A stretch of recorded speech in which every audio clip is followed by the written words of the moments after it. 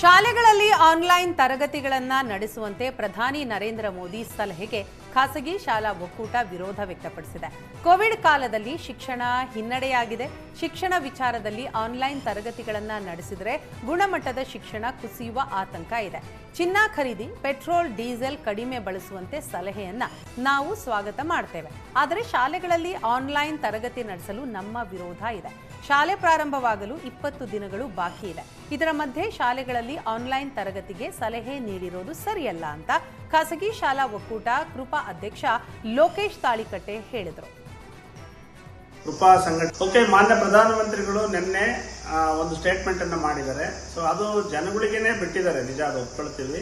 ಆದರೆ ಶಾಲೆಗಳನ್ನ ಆನ್ಲೈನ್ ಶಿಕ್ಷಣವನ್ನು ಮಾಡ್ರಿ, ಶಾಲೆ ನಡೆಸೋದು ಬೇಡ ಅನ್ನೋ ಒಂದು ಮೆಸೇಜು ತುಂಬ ಆಘಾತಕಾರಿಯಾದಂಥ ವಿಷಯ. ಯಾಕೆಂದರೆ ಮಕ್ಕಳು ಶಿಕ್ಷಣವನ್ನು ಕಲಿಬೇಕಾಗಿರೋದು ಶಾಲೆಯಲ್ಲಿ. ಶಿಕ್ಷಣ ಅಂದರೆ ತಮ್ಮ ಸುಂದರವಾದ ಬದುಕನ್ನು ರೂಪಿಸ್ಕೊಳ್ಳೋದಕ್ಕೆ ಎಲ್ಲ ರೀತಿಯ ಕಲಿಕೆಯನ್ನು ಶಾಲೆಯಲ್ಲಿ ಮಕ್ಕಳು ಕಲಿತಾರೆ. ಸೊ ಅಂಥ ಶಾಲಾ ವಾತಾವರಣವನ್ನು ತಪ್ಪಿಸಿ ಆನ್ಲೈನ್ ಶಿಕ್ಷಣವನ್ನು ಕೊಡಬೇಕಾಗುತ್ತೆ ಅನ್ನೋ ಮಾತಿದೆಯಲ್ಲ, ಅದು ಖಂಡಿತ ದೊಡ್ಡ ಆಘಾತಕಾರಿಯಾದಂತಹ ವಿಷಯ.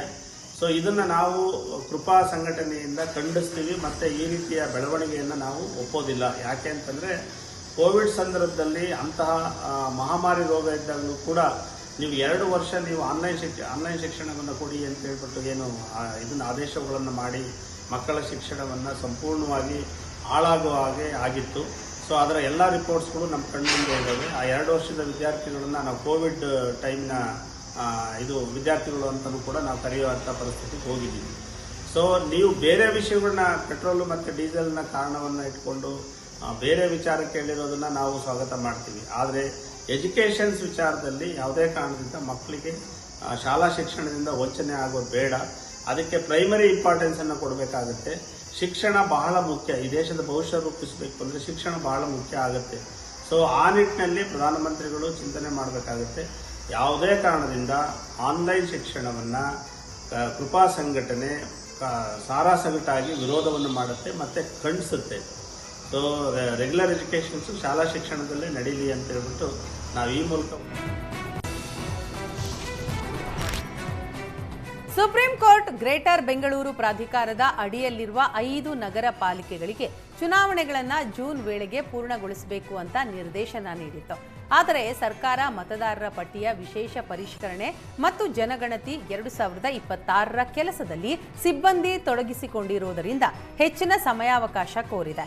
ಈ ಬಗ್ಗೆ ಪ್ರತಿಕ್ರಿಯೆ ನೀಡಿದ ಜಿ ಪರಮೇಶ್ವರ್, ಆದಷ್ಟು ಬೇಗ ಚುನಾವಣೆ ಆಗಬೇಕು ಅಂತ ನಮ್ಮೆಲ್ಲರ ಅಭಿಲಾಷೆ. ಆದರೆ ಚುನಾವಣೆಗೂ ಈಗಲೇ ಅಧಿಕಾರಿಗಳನ್ನ ಕ್ರೋಢೀಕರಿಸೋದು ಕಷ್ಟ ಅಂತ ಹೇಳಿದರು. ಆದಷ್ಟು ಬೇಗ ಚುನಾವಣೆ ಆಗಬೇಕು ಅಂತ ನಮ್ಮೆಲ್ಲರ ಅಭಿಲಾಷೆ ಕೂಡ. ಪ್ರಾಸೆಸ್ನಲ್ಲಿ ತಪ್ಪುಗಳಾದಾಗ ಅದನ್ನು ನ್ಯಾಚುರಲಿ ಅದು ಸರಿಪಡಿಸ್ಬೇಕಲ್ವಾ. ಈಗ ಎಲೆಕ್ಷನ್ ಪ್ರಾಸೆಸ್ಸು ಇದು ಏನದು ನಮ್ಮ ಇದ್ರದ್ದು ರೀ ಜನಗಣತಿ ಪ್ರಾರಂಭ ಆಗಿದೆ.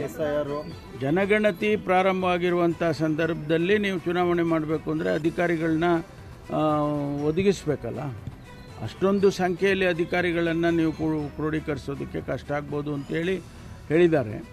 ಅದನ್ನು ಹೊರತುಪಡಿಸಿ ಚುನಾವಣೆ ಮಾಡಬೇಕಾದದ್ದು ನಮ್ಮ ಧರ್ಮ ಮಾಡಲೇಬೇಕು.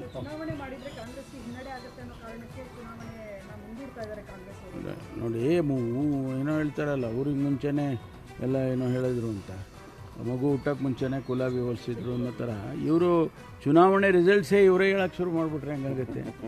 ಅಲ್ಲ, ಆದಷ್ಟು ಬೇಗ.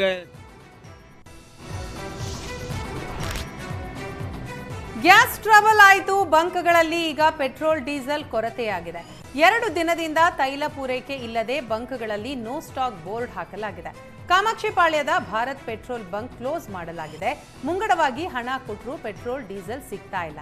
ಪ್ರತಿ 3 ದಿನಕ್ಕೆ ಪೆಟ್ರೋಲ್, ಡೀಸೆಲ್ ಸೇರಿ 15,000 ಲೀಟರ್ ಸರಬರಾಜು ಆಗ್ತಿತ್ತು. ಆದರೆ ಈಗ ಕೇವಲ ಅರ್ಧದಷ್ಟು ಸ್ಟಾಕ್ ಮಾತ್ರ ಸಿಗ್ತಾ ಇದೆ ಅಂತ ಬಂಕ್ ಮ್ಯಾನೇಜರ್ ಹೇಳಿದ್ದಾರೆ.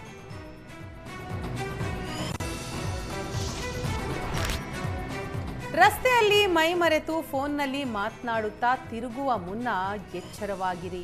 ನಿಧಾನವಾಗಿ ಸ್ಕೂಟಿಯಲ್ಲಿ ಬರ್ತಾರೆ, ಕ್ಷಣಾರ್ಧದಲ್ಲೇ ಮೊಬೈಲ್ ಕಿತ್ಕೊಂಡು ಎಸ್ಕೇಪ್ ಆಗ್ತಾರೆ. ಬೆಂಗಳೂರಿನ ಹುಳಿಮಾವು ಬಳಿ ನಿನ್ನೆ ರಾತ್ರಿ ಯುವಕನೊಬ್ಬ ಮೊಬೈಲ್ನಲ್ಲಿ ಮಾತನಾಡ್ತಾ ತೆರಳುತ್ತಾ ಇದ್ದಾಗ ಚಾಲಾಕಿ ಚೋರ ತಿರುಗಿ ನೋಡುವಷ್ಟರಲ್ಲಿ ಮೊಬೈಲ್ ಕಿತ್ಕೊಂಡು ಎಸ್ಕೇಪ್ ಆಗಿದ್ದಾನೆ. ಮೊಬೈಲ್ ಕದಿಯುವ ದೃಶ್ಯ ಸಿಸಿಟಿವಿ ಕ್ಯಾಮೆರಾದಲ್ಲಿ ಸೆರೆಯಾಗಿದ್ದು ಹುಳಿಮಾವು ಪೊಲೀಸ್ ಠಾಣೆಯಲ್ಲಿ ಪ್ರಕರಣ ದಾಖಲಾಗಿದೆ.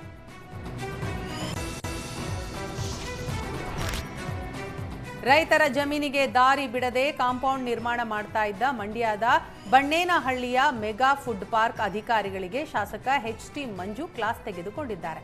ಕಾಂಪೌಂಡ್ ನಿರ್ಮಾಣಕ್ಕೆ ಭದ್ರತೆ ನೀಡಿದ ಪೊಲೀಸರಿಗೂ ತರಾಟೆ ತೆಗೆದುಕೊಂಡಿದ್ದಾರೆ. ರೈತರ ಜಮೀನಿಗೆ ಸರಿಯಾದ ಪರಿಹಾರವೂ ನೀಡದೆ ದಾರಿಯನ್ನೂ ಬಿಡದೆ ದರ್ಪ ಮೆರೆದಿದ್ದಾರೆ.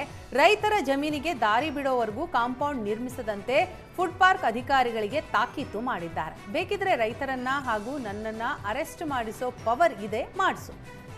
ಪರಿಹಾರದ ಹಣ ಬಂದರೂ ಚಿಕ್ಕೇನಹಳ್ಳಿಯಲ್ಲಿ ಭೂಸ್ವಾಧೀನ ಮಾಡಲು ಡಿಸಿ ಹಾಗೂ ಜಿಲ್ಲಾಡಳಿತಕ್ಕೆ ಯೋಗ್ಯತೆ, ತಾಕತ್ತು ಇಲ್ಲ. ನಿಮ್ಮಂತಹ ರಿಯಲ್ ಎಸ್ಟೇಟ್ ಉದ್ಯಮಿಗಳಿಗೆ ಭದ್ರತೆ ಕೊಡ್ತಾರೆ ಅಂತ ಶಾಸಕ ಎಚ್.ಟಿ. ಮಂಜು ತರಾಟೆಗೆ ತೆಗೆದುಕೊಂಡಿದ್ದಾರೆ.